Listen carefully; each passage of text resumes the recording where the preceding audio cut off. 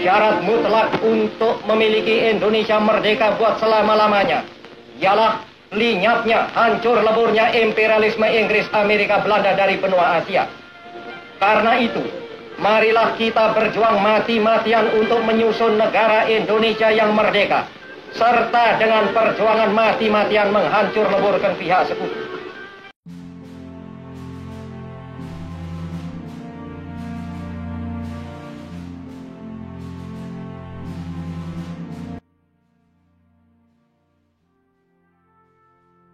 Halo sahabat satu kata. Sebagai manusia biasa, seorang presiden pun pasti memiliki hal-hal unik yang banyak orang tidak ketahui. Hal unik ini bisa bersifat positif ataupun negatif tergantung dari orang lain melihat dari sudut pandang mana. Kali ini, satu kata akan mengulas beberapa hal menarik yang mungkin banyak masyarakat Indonesia tidak ketahui dari presiden pertama hingga presiden terakhir Indonesia. Namun, sebelum kita memulai video ini, mari kita pause sejenak video ini. Lalu berikan like jika Anda suka dengan video ini, berikan komentar positif mengenai video ini agar kami dapat lebih baik ke depannya. Serta subscribe jika belum channel ini agar kami lebih semangat untuk membuat video lainnya.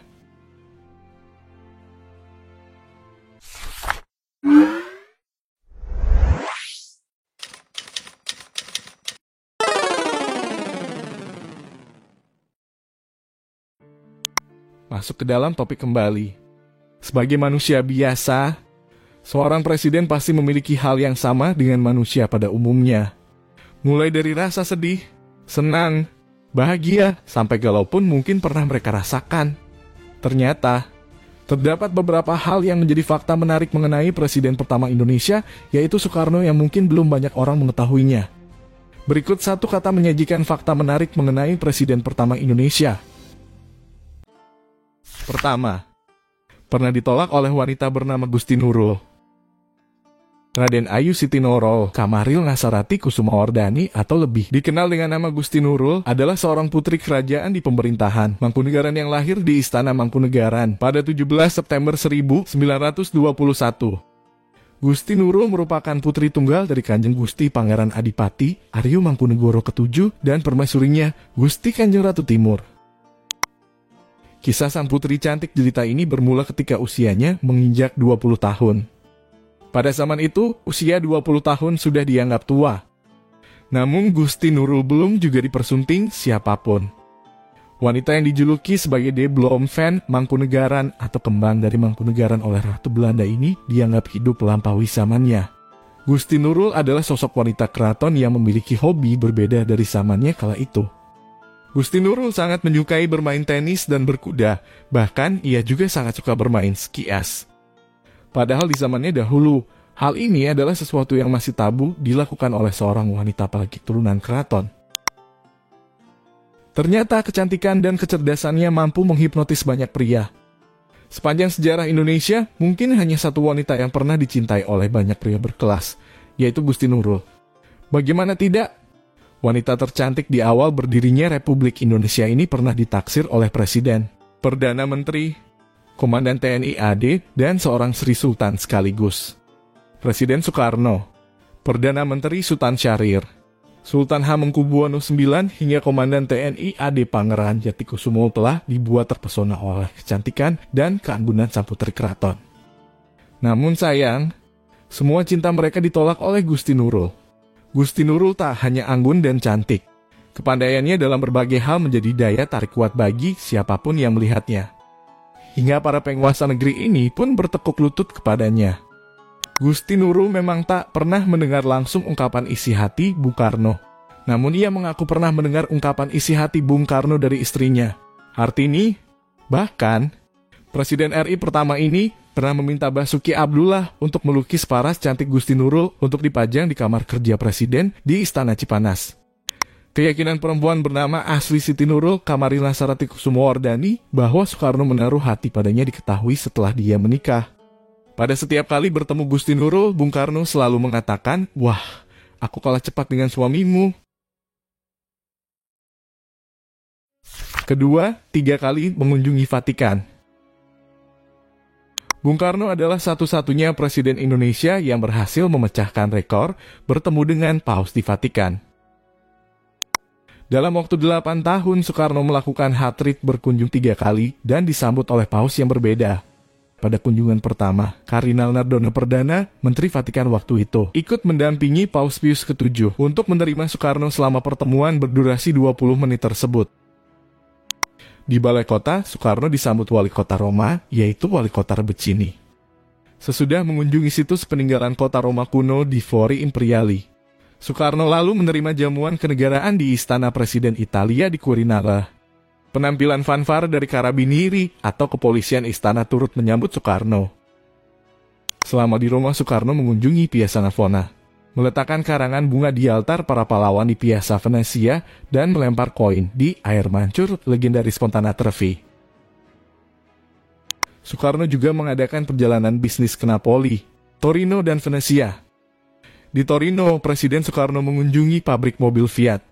Sejak saat itulah, pertama kali mobil Fiat masuk Indonesia, termasuk mobil roda 3, yaitu Bemo yang dihadiahkan Fiat kepada Soekarno. Soekarno mengenakan pakaian kebesarannya yaitu jas putih, dasi hitam, dan peci hitam sambil mengempit tongkat kesayangannya di lengan atas tangan kirinya. Lagi-lagi, Soekarno mendapat medali kehormatan dari Paus Yohanes 23 pada kunjungan ketiga 12 Oktober 1964. Paus Paulus VI menyambut Soekarno dengan kata-kata, "Kami menyambut dengan hangat kedatangan yang mulia." Dengan mengingatkan kembali kedatangan yang mulia menemui pendahulu kami Paus Pius VII dan Paus Yohanes 23. Paus Paulus memuji Presiden Soekarno karena memberi sikap yang baik dan bersahabat dengan umat Katolik di Indonesia. Untuk jasanya ini, Paus Paulus VI juga menyematkan tanda penghargaan untuk mengenang kunjungan ini. Vatikan juga menerbitkan perangko khusus. Inilah merupakan satu-satunya kunjungan Presiden Indonesia yang sampai dibuatkan perangko oleh Vatikan. Soekarno juga menerima cenderamata dari Paus Paulus VI berupa lukisan mosaik Kastel San Angelo Vatikan. Ketiga, Soekarno menguasai banyak bahasa asing. Soekarno adalah sosok yang mampu mendorong massa untuk mendekat padanya. Hal itu dilakukan hanya dengan ketajaman lidahnya. Dalam buku berjudul Soekarno Obor Indonesia yang tak pernah padam terbitan 2017, presiden yang akrab disapa Bung Karno itu sering disebut ahli bahasa. Bung Karno menguasai 4 bahasa, seperti diungkapkan Jules Archer dalam buku The Dictators pada tahun 1968. Dia mahir berbicara bahasa Inggris, Belanda, Jerman, dan Prancis. Sujoko seorang profesor sekaligus doktor dan pengamat bahasa, sekaligus guru besar Fakultas Seni Rupa dan Desain ITB mengatakan, Soekarno menguasai lebih dari 4 bahasa, yaitu bahasa Belanda, Inggris, Jerman, Prancis, Sunda, Jawa, dan tentunya bahasa Indonesia menyembur dari lidahnya dan penanya secara meyakinkan. Bahasa Latin, Sanskerta, dan Arab diketahuinya, namun itu ala kadarnya. Penjelasan lain mengenai penguasaan bahasa sang presiden datang dari Brigjen Purnawirawan Marinir Bambang Wijanarko. Dia adalah mantan ajudan Bung Karno. Bambang mengatakan Bung Karno lancar berbahasa Inggris, Prancis, dan Jerman. Dan bila bertemu dengan orang asing yang berbahasa Belanda, maka asiklah Bung Karno berbicara dalam bahasa itu yang memang sangat ia kuasai. Menguasai beberapa bahasa asing memang merupakan salah satu kelebihan Bung Karno di antara kelebihan lainnya. Di samping bahasa-bahasa tersebut, Bung Karno mengerti pula bahasa Jepang secara pasif dan sedikit bahasa Spanyol. Bahkan Norodom Sihanouk yang merupakan Raja Kamboja, yaitu sahabat dekat Bung Karno, mengakui kehebatan dan kemampuan Bung Karno dalam berbahasa asing. Lewat buku Pemimpin Dunia yang saya kenal terbitan tahun 1991, Sihanouk membeberkan bagaimana Bung Karno berbahasa asing. Mereka pertama kali bertemu pada April 1955 saat konferensi Asia Afrika di Bandung. Saat itu kemampuan berbahasa Inggris Bung Karno masih buruk, karena dia memilih belajar bahasa Latin dan Yunani klasik. Untungnya Soekarno seorang ahli bahasa yang ulung. Dia tidak hanya menguasai bahasa Belanda dan tentu saja Indonesia, termasuk bahasa pulau kelahiran ibunya tercinta Bali, tetapi juga fasih berbahasa Prancis dan Pali, bahasa suci India zaman kuno yang masih digunakan oleh para biarawan Buddha. Keempat, cover majalah Time. Jauh sebelum Jokowi, Susilo Bambang Yudhoyono, dan Soeharto, Soekarno telah lebih dulu menjadi cover majalah Time, dan bukan hanya sekali. Tetapi Time 2 kali menampilkan Soekarno di halaman depan, yakni dalam edisi Desember 1946 dan Maret 1958. Dalam terbitan pertamanya majalah, Time menyebut putra Sang Fajar tersebut sebagai orator ulung yang mampu meyakinkan dan mempengaruhi pendengarnya. Di masa kekuasaannya, Presiden Soekarno acap kali diberitakan secara miring oleh media asing. Dari sekian banyak majalah terbitan Amerika, Time dan Life menjadi media asing yang masuk daftar hitamnya. Soekarno mencurahkan kejengkelannya kepada Presiden John F. Kennedy ketika berkunjung ke Amerika Serikat pada April 1961. Majalah Tuan Time dan Life sangat kurang ajar terhadap saya, ujar Soekarno kepada Kennedy. Sebagaimana dituturkan dalam autobiografi Bung Karno, yaitu Penyambung Lidah Rakyat karya Cindy Adams. Siapa sangka, Time sebagai salah satu majalah ternama Amerika pernah menulis berita utama tentang Soekarno yang sumbernya berasal dari kabar isapan jempol. Ganis Harsono, juru bicara Departemen Luar Negeri Deplu, menjadi saksi bagaimana kekeliruan itu bisa terjadi. Dalam memoarnya, Ganis mengakui kelalaiannya meneruskan gosip belaka berbuah petaka. Presiden Soekarno jadi cover majalah Time versi Desember 1946. Dalam tulisannya, Time menorehkan presiden awal Indonesia itu selaku orator ahli. Jurnalis Time Roberta Serut menggambarkan gimana piawainya Soekarno berpidato di hadapan ribuan massa. Putra si dini hari itu dengan gampang sanggup memastikan serta pengaruhi pendengarnya. Cover majalah Time menunjukkan gambar Soekarno yang tengah berorasi. Kerangka balik gambar buatan artis Boris Calyapin itu diisi dengan tangan-tangan yang menggenggam bendera merah putih.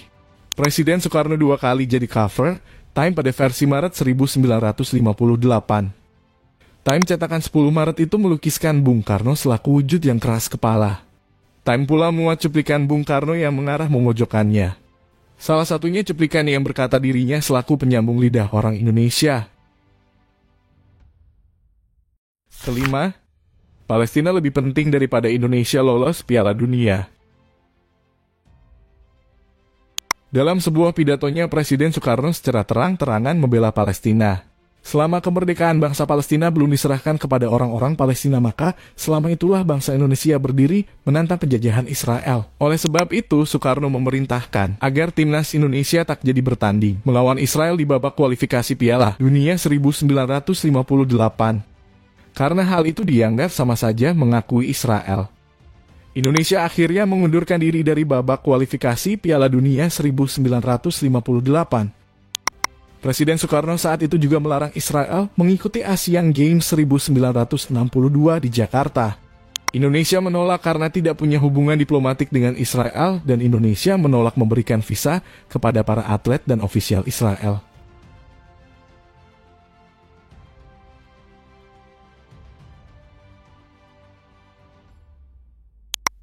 Nah, bagaimana dengan fakta menarik presiden pertama kita Soekarno? Apakah ada fakta menarik lainnya yang mungkin orang lain belum ketahui? Silakan cantumkan di kolom komentar agar kita semua tahu.